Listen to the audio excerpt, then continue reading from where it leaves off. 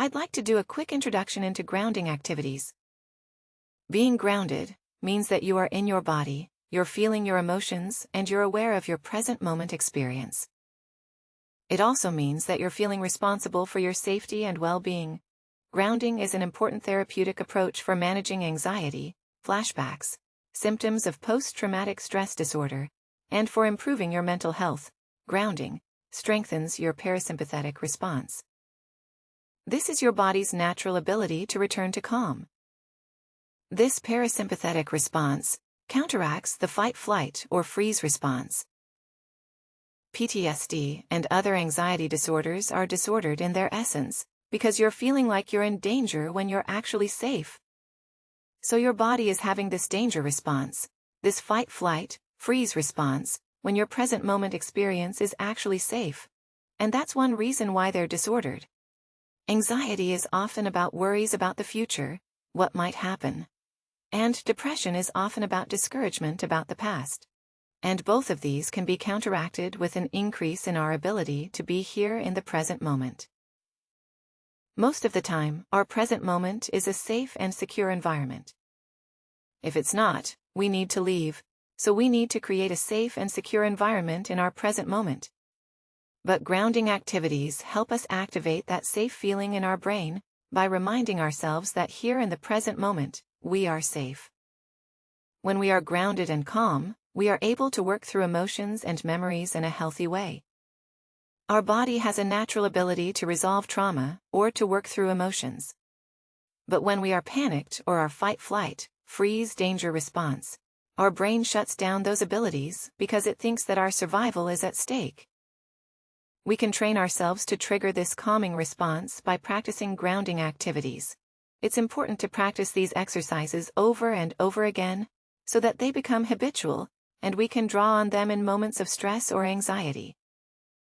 Many of the grounding activities that I'm going to teach you use your body as a way to create that of calm. So these are physiological grounding skills.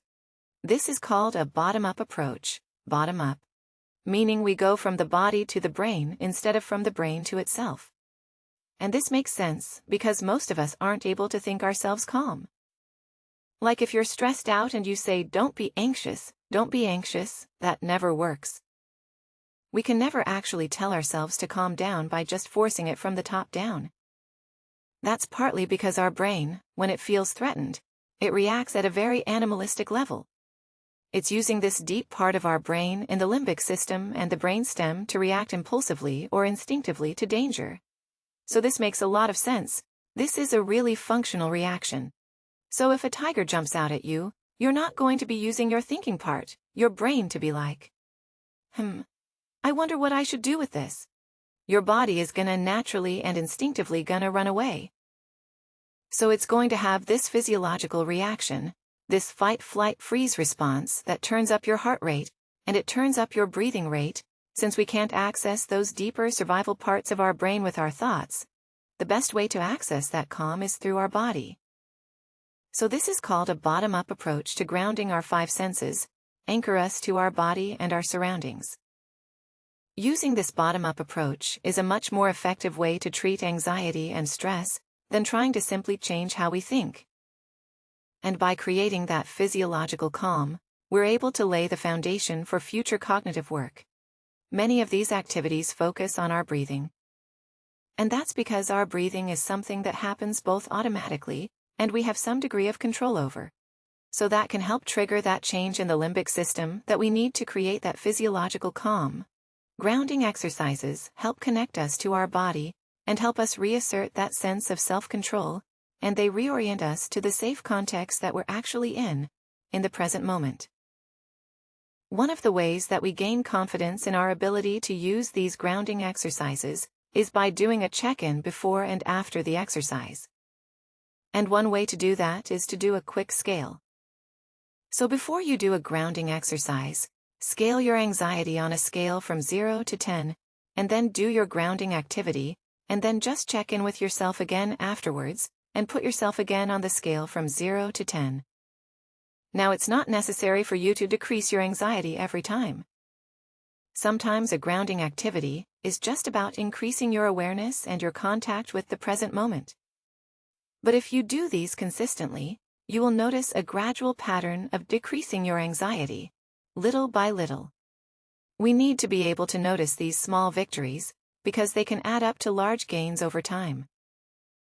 Another way you can look at the effects of these grounding activities is to ask yourself these questions before and after. What are you noticing in your body? What are you noticing with your breath? What's happening with your feelings? What's happening with your heart? And what's happening with your thoughts during these grounding activities? If at any point you need to take a break, that's okay. You can just pause the activity and then come back to it later. When you're initially learning these grounding exercises, the best way to practice is when you're in a place that's quiet, peaceful, and calm. Don't wait until you're stressed out or in a chaotic environment to try them. And again, it's important to practice these activities every day for a few weeks before trying to practice them in a stressful environment. The more you practice them, the more habitual and instinctual they will become. And you can actually train yourself to calm your body down with just a thought or a word as you get better and better at grounding. You will increase your confidence and ability to create that physiological calm, even when you're in a stressful situation, and you can gradually use your skills in more and more difficult situations to maintain that sense of calm that we all need to feel safe and happy. Over the next couple of months, I'm making a bunch of grounding videos. I hope they're helpful for you. Take time to practice them, and please like, comment, and subscribe. Thanks for watching and take care.